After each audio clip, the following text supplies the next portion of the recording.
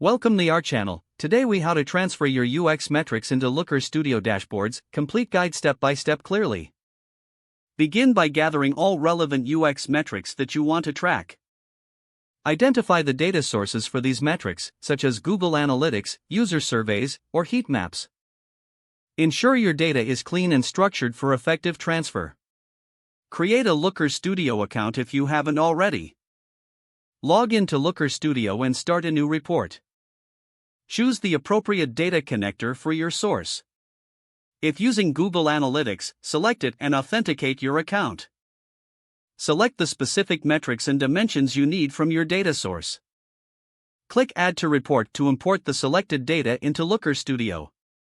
Create your first chart by clicking on the chart icon in the toolbar. Choose a chart type that best represents your UX data, such as a time series or bar chart. Drag and drop the necessary dimensions and metrics into the chart configuration. Adjust the chart settings to best convey insights. Add additional charts by repeating the steps for other UX metrics you wish to visualize. To create a cohesive dashboard, organize your charts logically.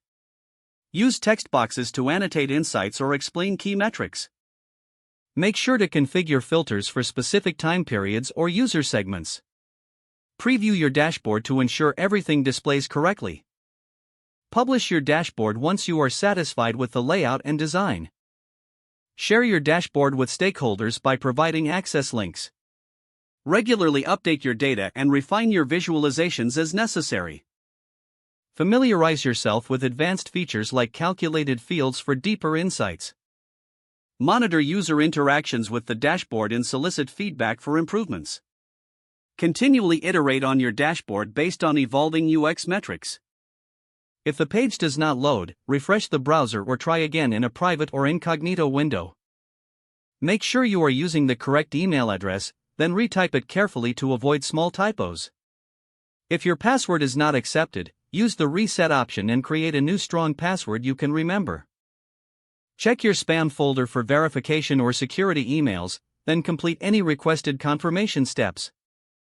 Don't forget to like this video and subscribe to our channel for more step-by-step tech guides.